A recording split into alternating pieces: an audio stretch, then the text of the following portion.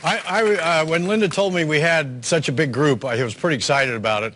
And so this is a pretty interactive. So when I ask for questions, I'm expecting somebody to answer. Now, I'm not expecting you folks to become certified valuators when you finish this. And the first little section, the meeting is we're kind of crooked, but how's that? That's better. It's in 3 parts. So who's heard of an Ebitda multiplier? Okay, everybody in the room almost has heard of an Ebitda multiplier. So businesses are bought and sold by an Ebitda multiplier. If you can go online and actually look up your industry and probably find a range of Ebitda multipliers. But I think knowledge is power. So I'm going to share with you 9 different ways to value a business. Because when you go into any kind of negotiation, whether you're buying, selling, giving equity to employees, you want to know the range of the values, because valuation is not an exact science. It uses exact principles. It uses exact calculations with a bunch of assumptions. So you'll find out in my background, I'm a chemical engineer as well. That's an exact science. When you calculate stuff that way, it's exact.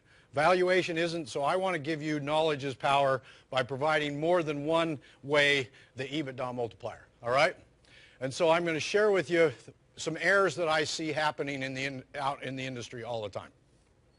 The second part of the agenda is we're going to roll up our sleeves and then talk about how to actually increase the profits, revenue, and value of your company. So I have some financial tips, I have some operations tips, and I have some strategical tips that I want to share with you. And I want to be able to answer your business questions. Now, this is a pretty big group, but I'm going to ask, so think about it when I give you my background. I'm going to go over here on the flip chart and write down some questions that you want to know today. And then if we don't cover them in the presentation, we will cover them at the end and answer any other questions that maybe you might have thought up along the way or at the end. So that's kind of our agenda. We'll have 2 breaks. So after the first part, it's only about 45 minutes, and we get a coffee release break. And so we got that built into the system. All right. So with your backgrounds, let me just give you a little bit of background of myself. So I started out my career as a chemical engineer. I worked for FMC Corp. Anybody heard of FMC? Very large Fortune 50 U.S. company, 13 divisions. I started out in their chemical division, and we made elemental phosphorus in Pocatello. So you've all seen your match, right, that has a little white tip on it? Well, wood burns at about 400 or 500 degrees.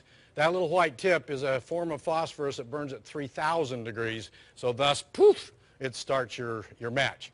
So everything had to be underwater in elemental phosphorus. And so one day we had a tailings pond. It was burning, fire. I was a junior engineer. They said, Dale, go put out the fire. So I ran over there, had a bunch of front-end loaders. We had to put boards out on the pond. I slipped off the board, put my foot into the pond. When it came out, it was totally on fire. So I have a nice scar from my engineering days in the elemental phosphorus business. Then I moved to New York, halfway between Buffalo and Rochester. You guys don't have winter? There's winter up there. We would get 3 or 4 feet of snow in a night, 30-mile-an-hour winds, 20 below zero, 60 below zero chill factor. We build in 15 days of snow days for the school system. Now, winter, trying to make it fun, my kids decided one day we had this 3-foot snow. The next morning we woke up and we had a drift around our house that was 30 feet high. And so the kids said, hey, why don't we build a toboggan run? We'll take it out of the upstairs bedroom and then go down, make a couple turns, and go into the frozen pond. So we made this toboggan run out of the upstairs bedroom. We walked up the stairs, out the window. It was fun. The kids remember New York and Niagara Falls. That was a long ways away from Utah, so I moved back to Utah and managed Utah Power and Light's largest coal-fired plant. So we had 3 400-megawatt coal-fired units. I was in charge of the whole plant chemistry. It was a thankless job. It basically got me out of my engineering. I went back to school for 3 years. When I graduated with my MBA, I became the first marketing director that Utah Power and Light had ever had. I was in charge of business development and economic development. We developed a program where you, as an employee, could submit an idea of how to improve operations. We put it through an 11-step process: market research, focus groups, alpha tests, et cetera, et cetera, et cetera. When it progressed past a milestone, we would give a savings bond of incremental higher. So we started at $100, went to $200, went to $500. And if the idea went all the way to commercialization, we gave 10% of the profits back to the employee. We started up 5 subsidiaries with employees' ideas. It was very unusual for a bureaucratic utility to have this kind of program. So that was a lot of fun. We merged with Pacific Corp out of Portland, Oregon, and this was one of the very first mergers in United States history between 2 utilities. So the public service commissions were really apprehensive. They said, we don't want anybody fired because of this merger. So that lasted for 2 years, and then the angel of death came around and killed all the satellites because there was duplicate office in Portland in accounting and Salt Lake and marketing and so forth. And so I could have moved to Portland. I had 2 kids in high school and 1 in junior high and decided not to ruin their lives. So I took the severance package and began helping business back in 1990. So over the past 26 years, I've had the privilege of improving operations in over 150 companies. And then in Utah, we had a really cool program called the Centers of Excellence, where the government would actually fund an entrepreneur or a professor for up to 5 years, $200,000 max per year, to commercialize their ideas. Now, after 8 years of this program, how many ideas do you suppose had gone to a company? 0 is the answer, because professors really don't know what to do with the money other than do research. They didn't really know what commercialization meant. They'd do more research.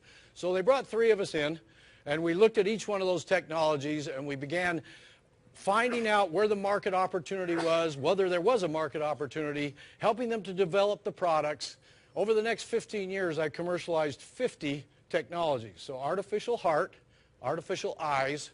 You may have remembered Dolly the sheep that was cloned. Those were professors that I was helping to commercialize transgenic cloning capability. 5 medical devices, radar, LiDAR, unmanned aircraft, satellites, software of every kind. It was an awesome period of time. And we just surpassed a couple of years ago MIT, Silicon Valley, and the Triangle in Carolinas for the #1 technology center in the United States. More startups than any other place in the United States from technology. So it was a really fun ride. And we created 120,000 jobs from that program. So it was pretty successful. Okay, and I was putting a merger together with 2 half-billion-dollar oil companies. So I was flying from Salt Lake to Philadelphia every week, and it was in the lubricant business, by the way. Somebody over here is doing lubricants, right? And the merger was going well, and I got this phone call from this woman. She says, Dale, how would you like to be a CEO of a group of CEOs? And I says, well, that sounds fascinating, but I'm kind of busy with a merger. She called me every month. Dale, are you ready? Dale, are you ready? Finally, the merger was ending, and I said, who are you that keeps calling me every month? And she, if you saw Pretty Woman, you know, why are you calling me? This is an old movie, but I'm giving you my age. Okay, and I said, who are you? And she says, well, I represent Vistage. And I says, okay, who's Vistage? Because there's one chair that has 1 year seniority on me. I'm coming up to my 5th year, actually, in July. And so I didn't know anything about Vistage. I began to do my homework, and I said, wow, this is a really cool organization. And I really love the model. My group meeting's on the 3rd Friday, and I love the speaker coming in, and the issue opportunity processing is just tremendous in the one-to-one. So I ventured out and became a chair.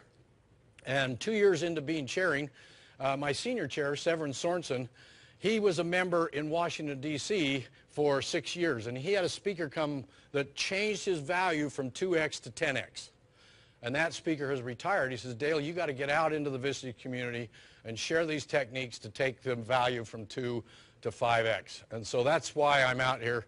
And I've had the privilege of speaking now about 145 times in 2.5 years. So the message resonates. It's really powerful. You're going to feel like you might be hit by a fire hose. And so just enter into it knowing that you're going to get hit with a lot of information, all right? Okay, so that's my background. I'm also have a certified valuation firm. We do valuations all over the world. And again, I believe knowledge is power. So instead of the 3 normal methods, we come up with 6 to 9 ways of valuing your business.